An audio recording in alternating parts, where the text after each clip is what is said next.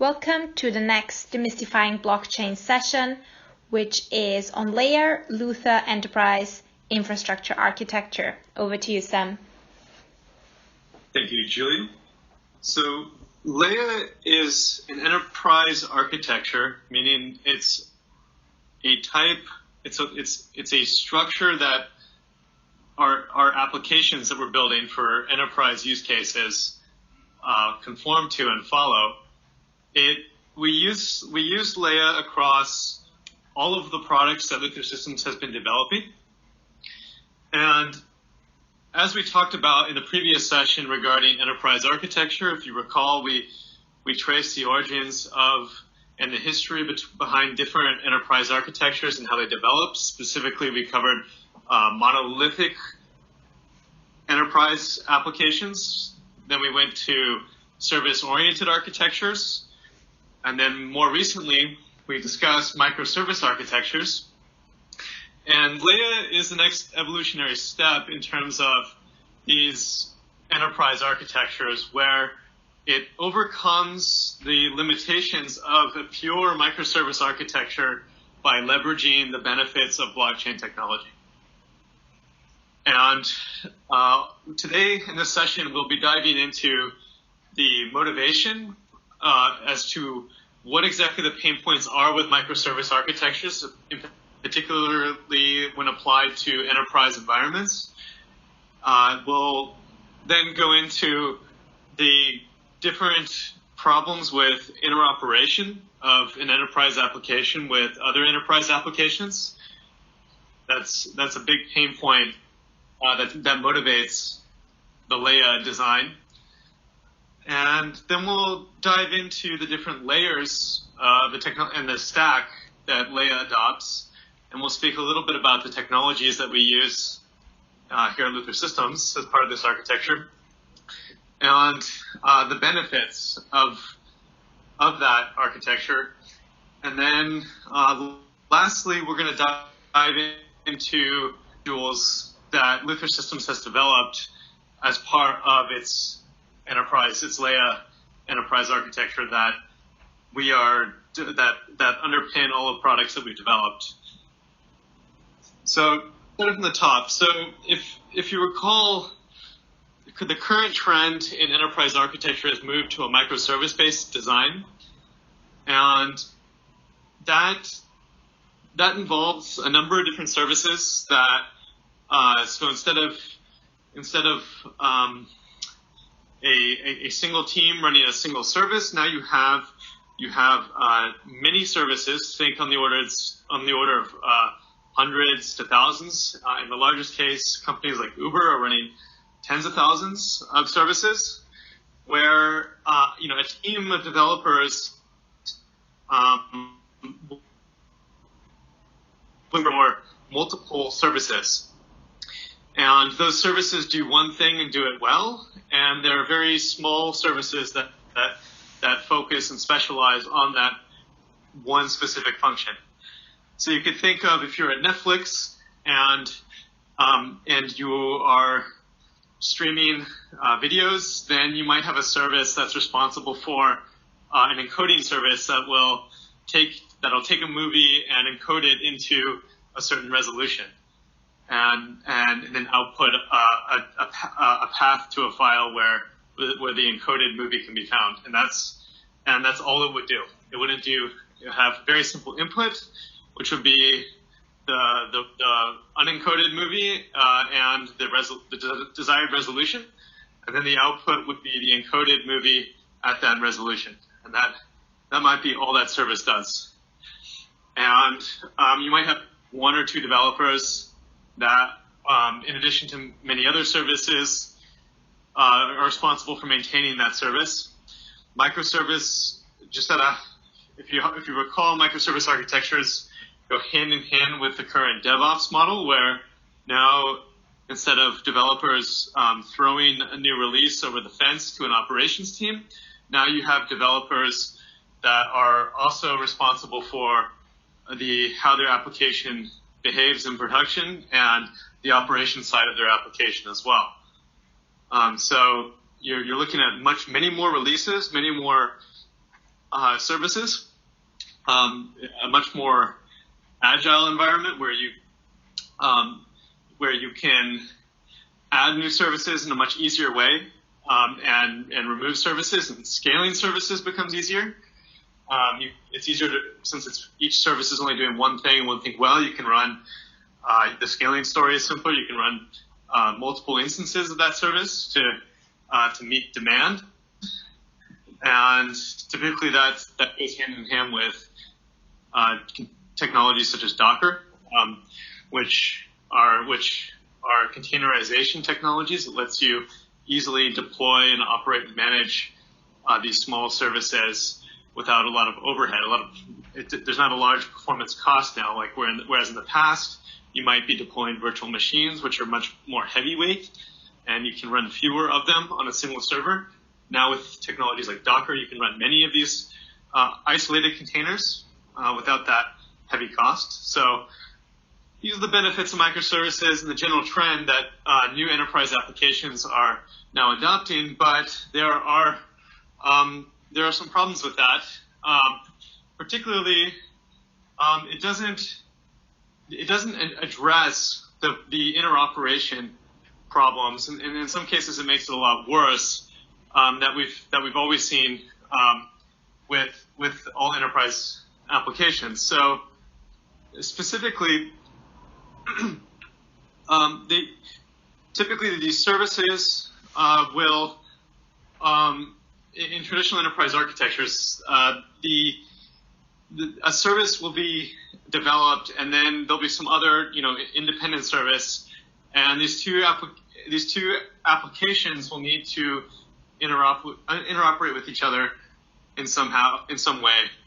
And in many cases, since the services were developed using different technologies, you have different underlying database technologies, different messaging technologies, and there's no real agreed upon standard way of interoperating these different services. And so you end up with many sort of point-to-point integrations amongst these. If you take a survey of your enterprise and you look at all the different applications, what you end up finding is this spider web of point-to-point integrations, custom integrations between many of these different applications. And so a new application will come online in your enterprise. Maybe it's a new claim processing ledger that processes claims, insurance claims that haven't, a new type of insurance claim that your previous systems don't support. And now this processing system needs to be integrated with your payment system, maybe your auditing and reporting systems. And so you end up with custom integration of connecting that new service to these other existing services.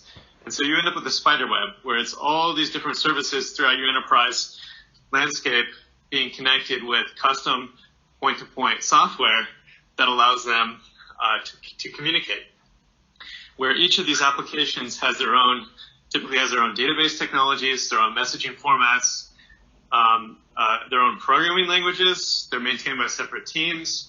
And you see the same problem with microservices as well, because in microservice-based designs, since each service operates independently or is developed and maintained independently of other services, typically what ends up happening is you have many different programming languages, you have many different database technologies. An organization might require this REST JSON APIs, so that could help the message interoperation in terms of the messaging formats, but you're still having to write software that is doing these custom point-to-point integrations to allow these different services to interoperate. Now, there's a few ways that enterprise systems have a few patterns that enterprise systems have adopted in order to combat this interoperation explosion problem. So one of the big ones is a service hub. So the idea here is instead of doing point-to-point integrations between a bunch of these different services, now you have central hubs, and you have many of these applications all integrate with a single hub. So you introduce a new application, the hub application, instead of these existing applications integrating with each other directly, they all integrate to this hub or several hubs, and that's a standard practice. It can be difficult because there's a question as to who operates this hub, which team it belongs to. In some cases, there's not a clear answer for that. It's also difficult because you're now developing yet another application and more integrations to this new application. But it's one way of combating this point-to-point spiderweb situation.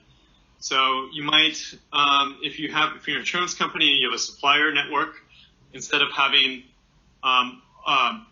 the suppliers have to do custom integrations to multiple of your internal systems, you now may just provide a central hub that provides a standardized API that your suppliers all connect to that one single central hub, which then passes messages and processes data amongst the suppliers and the other payment systems or other systems within your insurance company.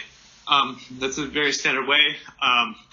So another similar pattern in that same vein are enterprise service buses, ESBs, and it's the same concept, but more at a messaging based layer. So instead of, you can think of it as a very smart queue where different applications place messages on these queues, and then on this one central queue, and then the queue may do some processing on those messages. It may be transforming messages from one format to another format, and then other applications are listening on these queues on the service bus, and then pulling down and receiving these messages. And again, it does combat the point-to-point integrations, because now you're connecting to a standardized central place, but the problem is who maintains that, which organizational entity is going to be responsible for maintaining that hub and developing that additional piece of software and operating it. And then additionally,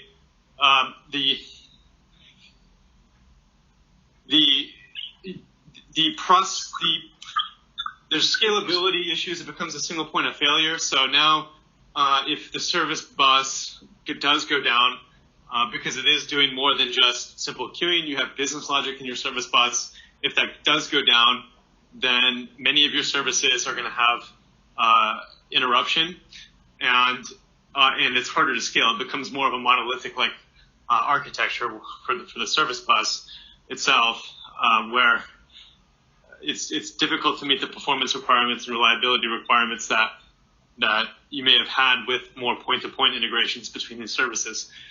So in addition, you have, in the same vein as service hubs and service buses, you have data marts or data lakes, which becomes a central kind of data or data warehouse where you have a central application that is a dumping ground for a bunch of data.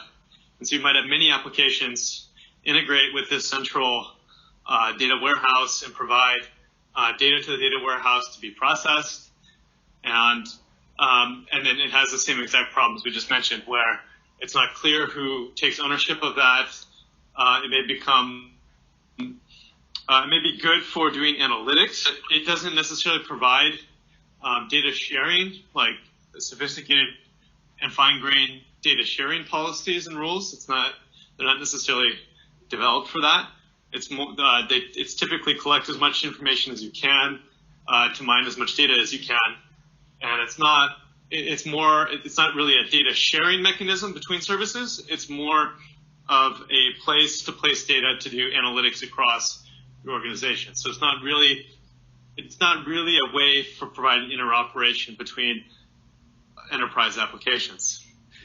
Now, you may have heard of robotic process automation, RPA, and we can do a longer session on that, what exactly that technology is. But at a high level, it's also an approach to solving the interoperation problem, particularly ones that don't have APIs. So in many large organizations, they have legacy software that are GUI-based. So you might have a Windows application that has GUIs that individuals will click through, and let's say they're viewing a claim, they're viewing the claim, they're editing the claim, they're triggering payments by clicking buttons on a GUI, and you may have a separate payment application that's also GUI based, and these two applications don't communicate with each other because they don't provide APIs. So they're monolithic applications that were built before REST JSON or even SOAP XML APIs were really standardized in some cases. And what RPA allows you to do is to perform integration between these different services at, at the presentation layer, so at the UI layer. So now you're developing scripts and using screen scraping technology. So oftentimes there's a computer vision component where you have software, RPA software, that's installed on a computer that has both of these GUIs on the computer, and or it could be two separate computers. But the RPA software will scrape the GUI, and you have to program and train the RPA software, but it'll scrape the GUI and follow a sequence of steps to do things like copy data from one system and paste it into another system at the presentation layer using those GUIs. So it's really automating data entry kind of tasks that would typically be done by a person, a data entry type person that's moving data between two different systems that don't interoperate with each other automatically through something like APIs. And so RPA technology, it's definitely a tactical solution. It's not an ideal solution, but it's in some sense it's the best you can do with software.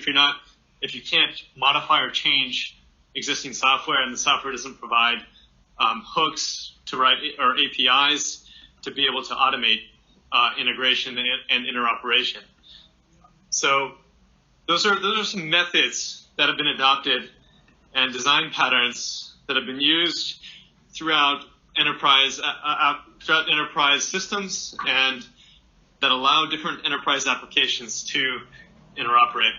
And when we talked about some of the limitations of that, so what LEIA does, the Luther Enterprise Infrastructure Architecture, is we combine blockchain technology with a microservice architecture to address many of the concerns that we just raised with traditional enterprise interoperation, with things like service hubs, service buses, data mods, robotic process automation, and problems we have with microservice architectures, things like lack of visibility into the communication between the different microservices, lack of standardization for the interoperability between microservices, and the underlying data silos that end up developing in all enterprise systems as a whole, especially in microservices where you may have many different database technologies.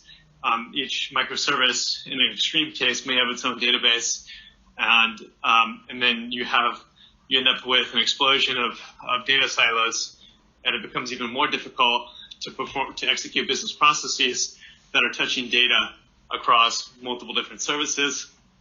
So we've developed LEIA to address these issues, and at a high level,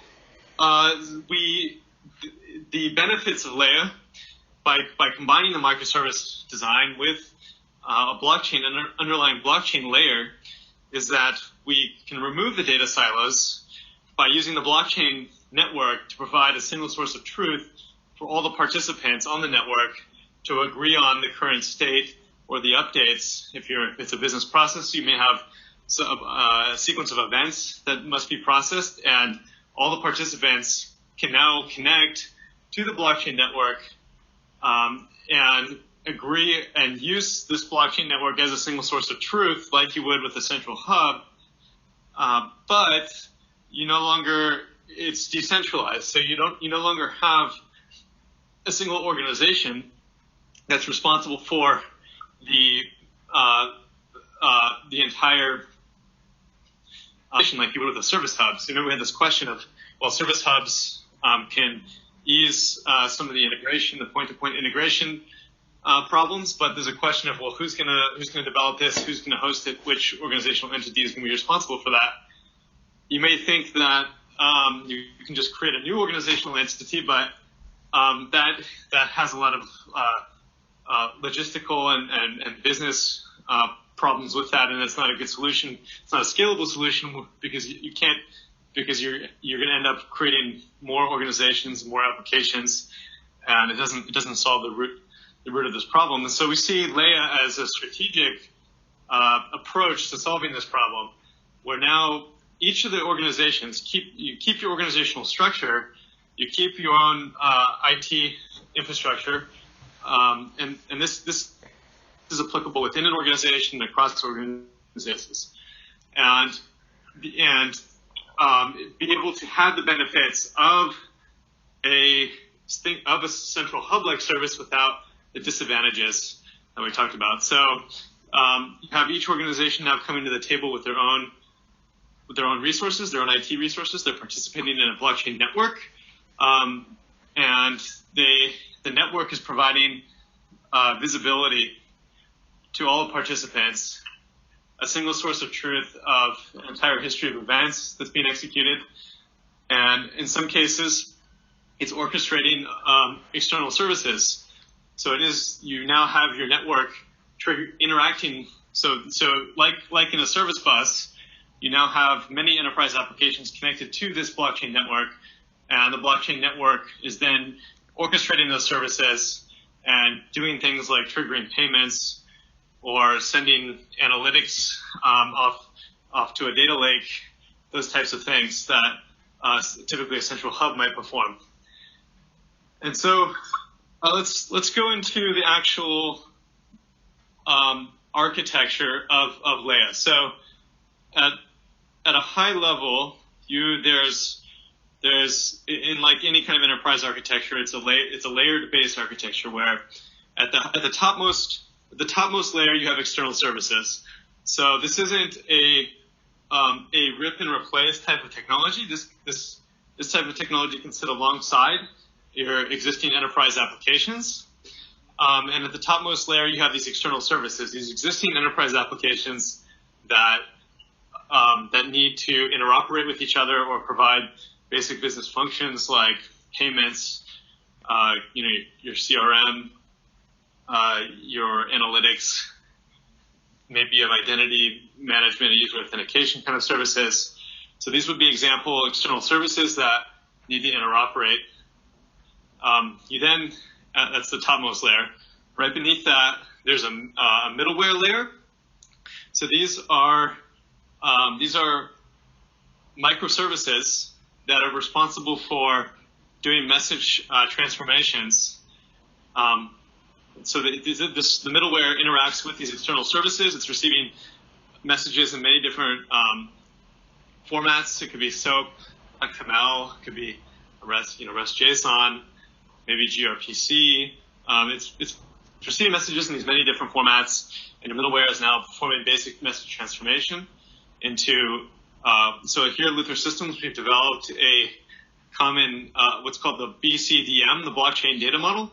It's a common data model that we use across all of our applications, so that we have a standard way of expressing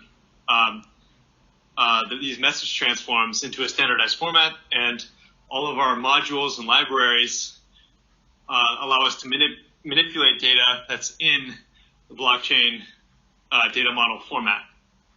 And so this middleware is taking these messages from these external services, it's translating them into the blockchain data model format, and then passing them to the third layer, which is the oracles. these oracles also are microservices. They're running so in practice we run both the middleware services and the oracle services all as Docker containers, and from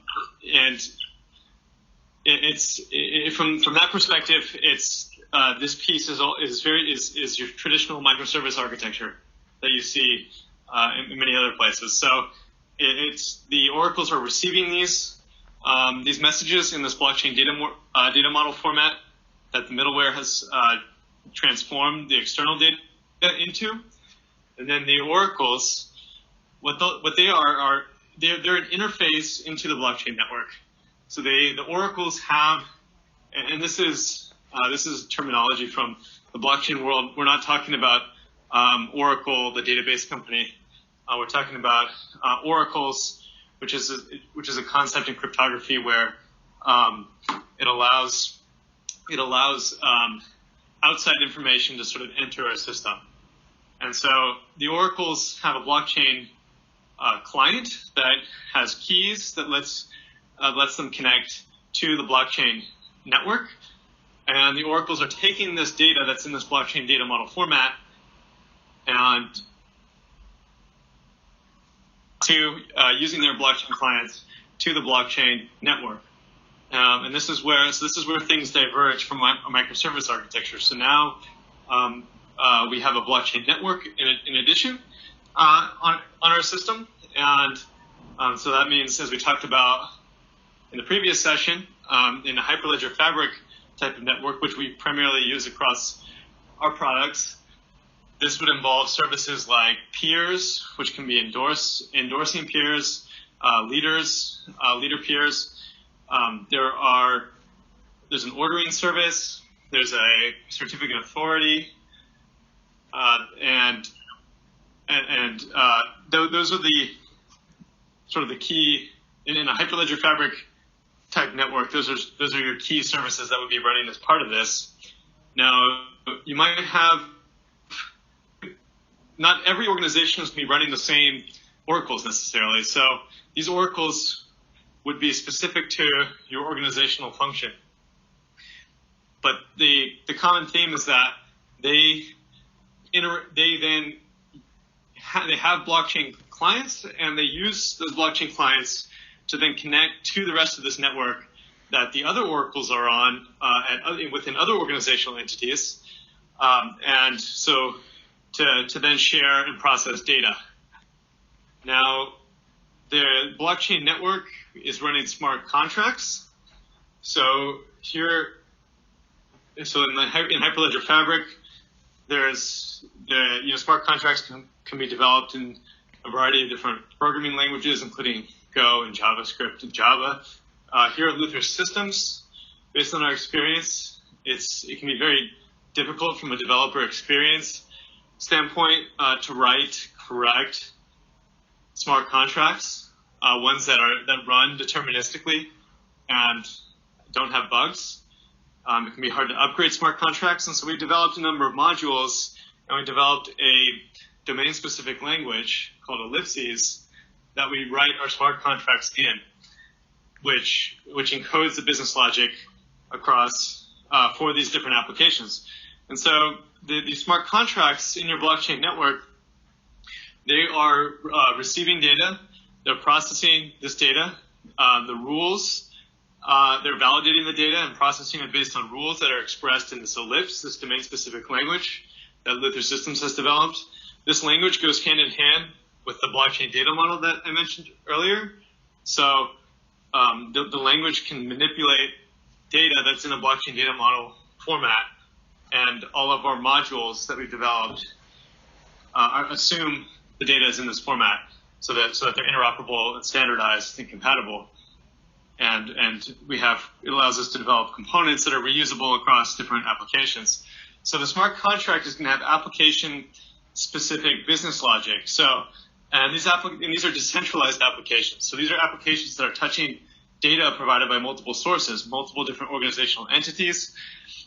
It's receiving them, it's processing them, and then in some cases it may be triggering, not just receiving, but triggering, sending messages out to other external systems through the same, so Oracle's and some other organizational entity. You might have a payment. So one organizational entity might be accounting and finance, which has a payment system. And so that finance team may have a payment oracle that's connected to the blockchain network that can receive and validate payment instructions generated by other smart contracts and other services elsewhere in your enterprise. And instead of having these other external enterprise applications connect directly to your payment service, now they're using the blockchain network as this decentralized service hub that's connecting all of them and doing additional things like providing visibility and additional checks into the validity of the payment instructions and messages, and providing transparency to all the participants. So if they have this auditable log of who did what and when and what validation rules were triggered and all the details of that, and there's no ambiguity. So that's the oracles and the smart contract layer. We mentioned how the smart contracts, we developed a domain-specific language, ellipses, that encodes the business rules for these applications. So in general, as we talked about in previous sessions, the types of smart contracts, that impacts the overall performance of your system. So generally speaking, you wouldn't want to be performing a very computationally intensive data processing task within a smart contract.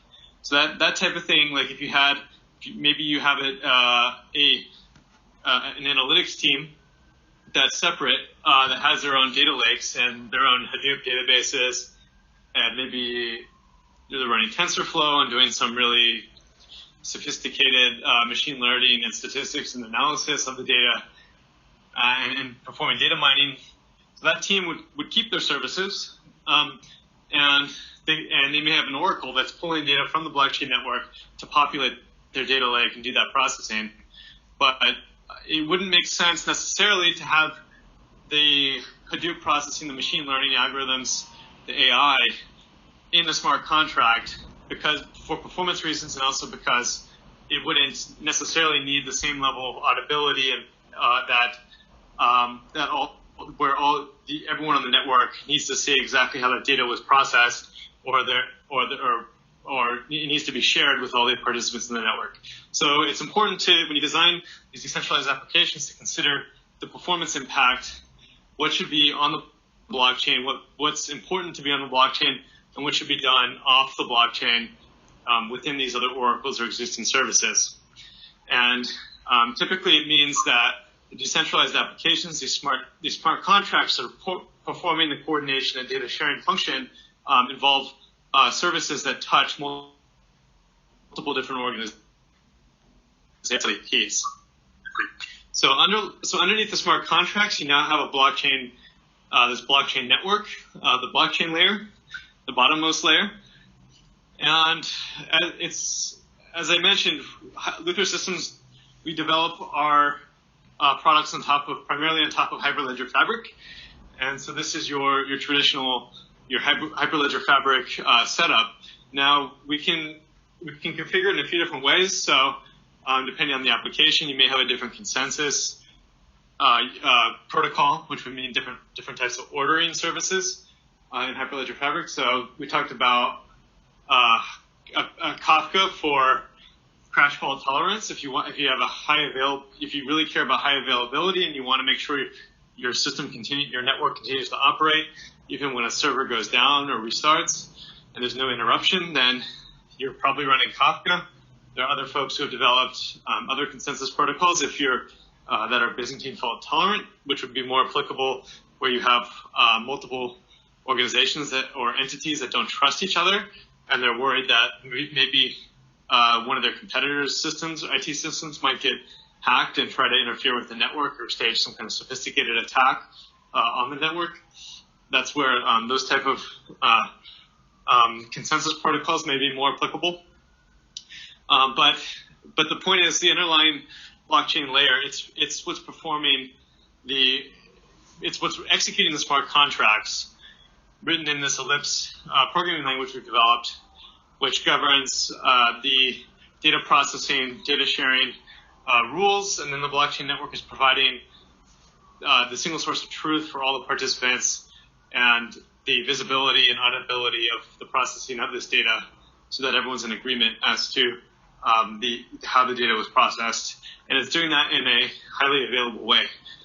So that covers the different layers of the LEIA stack. Now, I want to dive into the modules. So at a high level, you can think of the modules being in three different categories. So taking a step back. So because Luther Systems is developing multiple products at the same time, where some of these products have multiple instances of the product for different customers, it's necessary to have reusable components that improve the developer efficiency and reduce the maintenance costs of these applications. And so what we've done is we've taken a modular approach where we, for functions throughout the system that are repeatable, that show up in more than one application, we've generalized that and created a separate module that encodes that function so that we can reuse it across different projects. And ultimately, this lets us develop much faster than having to start from scratch for each project. And with the LEIA stack, this is a very opinionated. We have sort of strict guidelines on the overall architecture for the data model, the modules, and so there's a lot of standardization across this process, which further allows us to develop these applications in a much faster way and also provide more reduced maintenance costs when we roll out new features across our applications. So we're not starting from scratch when we deploy a product into a new customer's environment or developing new products. And when we upgrade a module and either fix bugs or add new features into a module, then the existing products and customers get those benefits. So that's really the driving force for a modular-based approach. And we've seen that internally firsthand. We've seen how that's reduced the amount of time it takes us to develop applications and reduce the amount of the difficulty in deploying and maintaining these applications. And so at a high level, there's three different classes of modules. So we have application modules, which are microservices and libraries that enable the rapid and reliable development of distributed applications. So typically, when we're going back to the different layered based architecture, so the application modules would include this middleware, it would include things in the oracles, and it would also application specific smart contracts. The domain specific language is a module that lets us, that's reusable, that lets us write our domain specific business logic in this common language that's shared across all the applications. We have the platform modules. So these are reusable pieces that let us, they're microservices that provide and support running and the continued functionality of the blockchain network. So these are the Hyperledger fabric, configuring fabric, and running those fabric services in a way that's compatible with the application or specific to the application. And there are tools and programs that allow us to deploy new blockchain networks, perform maintenance and updates, and provide monitoring and reporting dashboards of network performance and health. So in practice, the infrastructure modules are primarily written in using technologies such as Terraform and Ansible.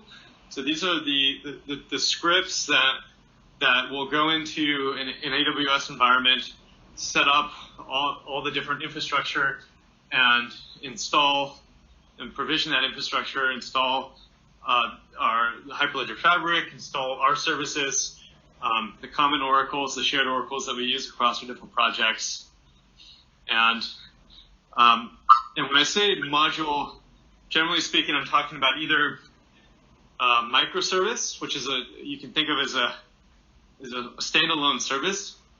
So typically we write these in the Go programming language, and we use Docker to encapsulate that as an easily deployable service. We use container orchestration technologies such as, well, in AWS, depending on the environment, we're using Elastic Container Service, which allows us to easily deploy these microservices across our environments. And in other environments, we're using Kubernetes to manage that. So modules are either microservices or they can be libraries. Libraries being reusable code that we can drop that other code that we write would import and use. So it's not providing like a REST JSON type API, like a microservice might be. It's not being deployed using Docker. It's being embedded in an application. The API is a software-based API in a specific programming language. Typically it's Go. If it's one of our Go services, or if it's a smart contract, this would be an Ellipse library that's written in our Ellipse language, this domain-specific language we developed for our smart contracts. So briefly to give you to make this very concrete, and give you some examples of the type of modules we developed is, so you can, we further break these modules into different categories. So for example, we have a set of external system API call modules that enable us in a generic way to trigger external JSON APIs or external SOAP XML APIs using our common blockchain data model format. So these services will receive messages in the blockchain data model and then transform them into JSON and call out to some kind of JSON service. This allows us to integrate with external JSON web services in a quick way. We have a notification service, so you may have an application that requires sending email notifications depending on some kind of event. And so that service would be an oracle. It's a microservice that will connect to an SMTP server, an email server, and send out an email message to the necessary people. Another example of oracle is an authentication service. So this allows us to connect to your enterprise's identity management system using like standard identity management technologies like OAuth 2. And so this allows end users to log in. If you have, like, let's say, a web portal, a user can log into your web portal and authenticate using the company's existing identity management system. And so anyway, those are some examples of the types of reusable components and modules that we've developed and we reuse across all of our products here at Luther Systems, and they're included and they're developed in an opinionated way based on this Luther Enterprise Infrastructure Architecture setup.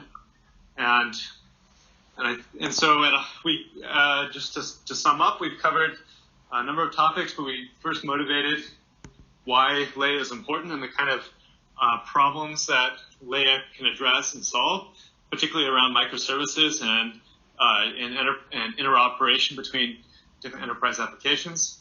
We dove into the benefits of LEIA and the different layers of the stack, the different pieces in a LEIA architecture. Fundamentally, it's combining the best of a blockchain architecture with a microservice architecture.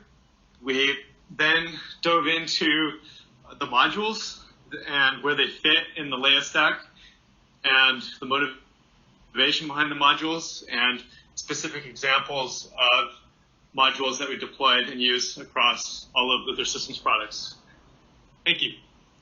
Thanks a lot, Sam, into this great insight on Luther Enterprise Infrastructure Architecture. Next time, we'll talk about smart contracts as enterprise process operating systems.